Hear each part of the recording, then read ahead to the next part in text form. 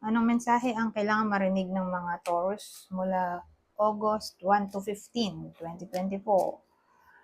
Pwedeng nangyayari na to o mangyayari pa lang. Kung hindi man tumama sa inyo itong magiging reading, baka tumama sa someone na malapit sa inyo. Yung gender, gawin nyo na lang energy. Pwede rin naman na yung gender, sabihin natin lalaki, siya yung extrovert at yung babae, siya yung introvert. Saka, kung hindi fit sa inyo yung gender, pero tama naman yung situation sa reading, edi wag nyo nang pansinin yung gender.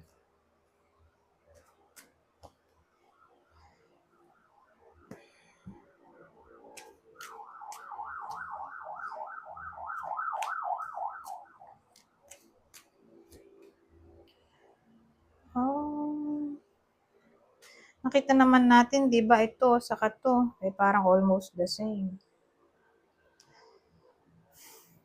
Magiging sad yung iba sa inyo, disappointment ang pwedeng reason. At ito ay pwedeng may kinalaman sa career. Bakit kaya? So, para lang to sa mga may career. Pwedeng sa inyo mismo o sa someone na malapit sa inyo. Ayan nga, parang magiging sad. May parang bad news na maaaring mangyari. Bakit kaya? So, may babae dito. Baka makaway nila tong babaeng to.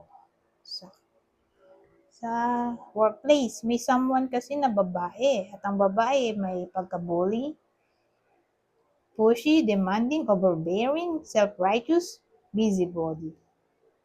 Ito, basta yung mga sinabi dito, yan ang pwedeng reason kung bakit magiging sad yung iba sa inyo. So, probably, makakaaway nila to o magkakaroon sila ng misunderstanding. Pwede rin boss. Basta babae.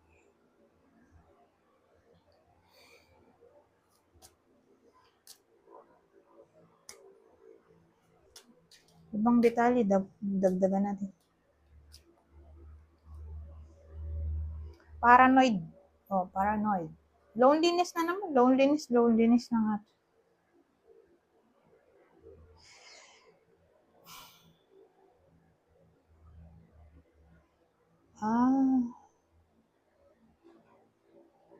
Bully nga.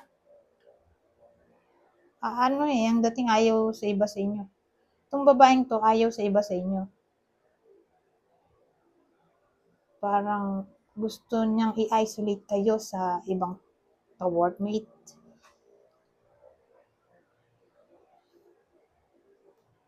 O baka naiinggit siya sa iba sa inyo, napaparanoid.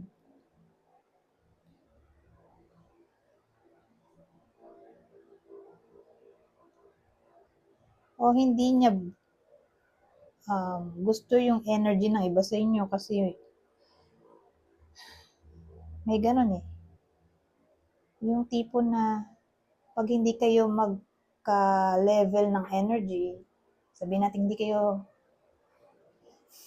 parehas na extrovert kasi extrovert tong babae dito. Tapos yung iba sa inyo, sabihin natin introvert. So, kung di kayo magkaparehas ng personality, ang tingin nung isa, kaaway ka. Kasi hindi kayo magkaparehas ng pananaw sa buhay o ng attitude, ganun. So, parang may inis siya na hindi kanya katulad. Ganun. O hindi yung iba sa inyo kagaya ng grupo niya o friends niya. Lalo na kung anti-social yung iba sa inyo. So, parang ang tingin nitong babaeng to ay enemy. Dahil hindi nga nakikisalamuha. Ganun. So, galit yung babaeng to sa taong ayaw makisalamuha. Masyadong quiet. Masyadong shy o introvert. So, nagtatalo kayo. Lalo na kung ganito yung iba sa inyo. Ito nga. Gusto mapag-isa, mala introvert. ayaw nitong babaeng to.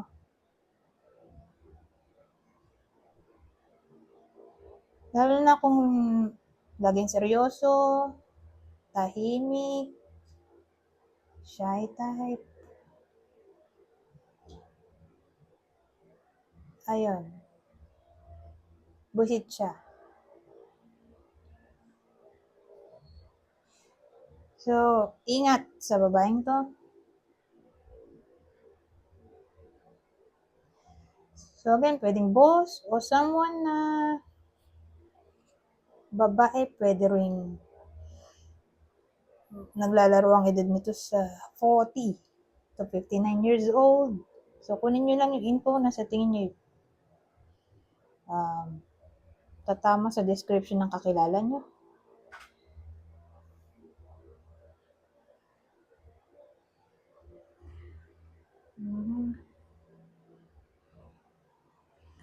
Anyways, punta tayo dito.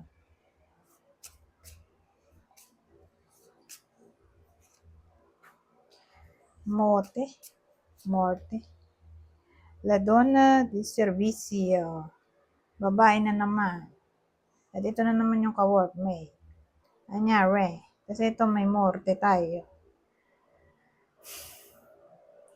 At yung morte ay may kinalaman sa death. Kaya nga may coffin doon. Ay. Kasi pwedeng ganito eh. Either mangyayari to mismo sa August 1 to 15 o may isip pa lang, mag-resign. Kasi mukhang may inis yung iba sa inyo dito nga sa babaeng to. Lalo na kung boss.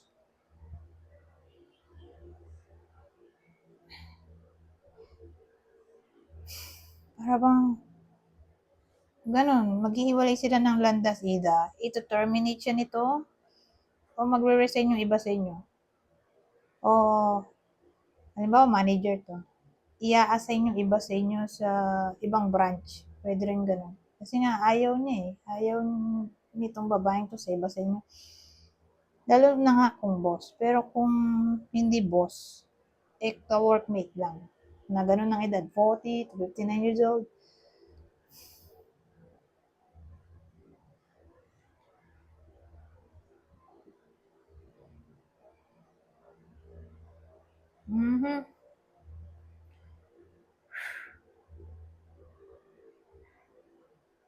So, ano pang pwedeng mangyari dito?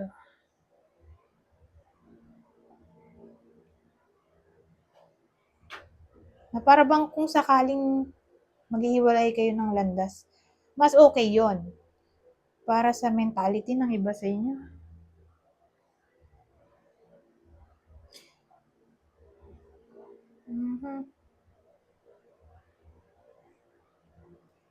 Actually, ibang case naman kung hindi magre-resign. Sabihin nga natin boss to, pahihirapan yung iba sa inyo. Lalo na kung babae. Babae sa babae. Sa babae yung boss, babae din yung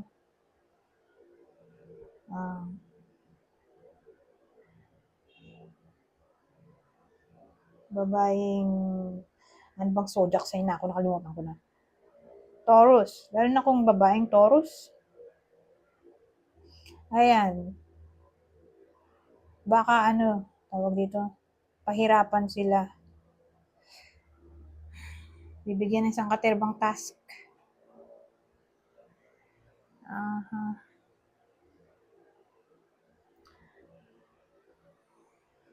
Anyways.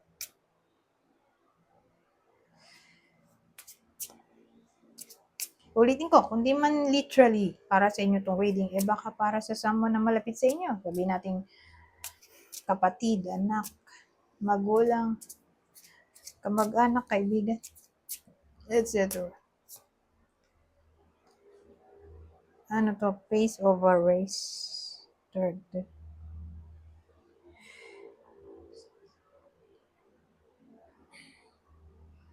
I-keep nyo lang yung pace nyo. Huwag kayong magmadali sa ginagawa nyo. Kung sakali minamadali kayo, hayaan nyo sila. Okay? Basta kung saan kayo comfortable.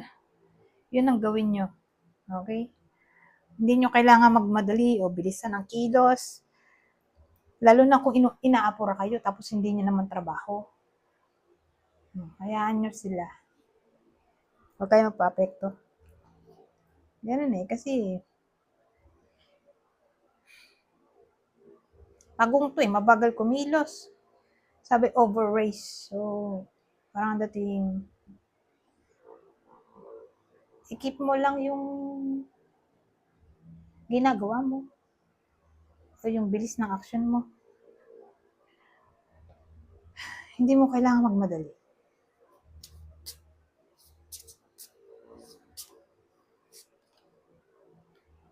Polar bear, powerful allies. Don't worry para sa iba sa inyo. Makakatagpo kayo ng powerful allies.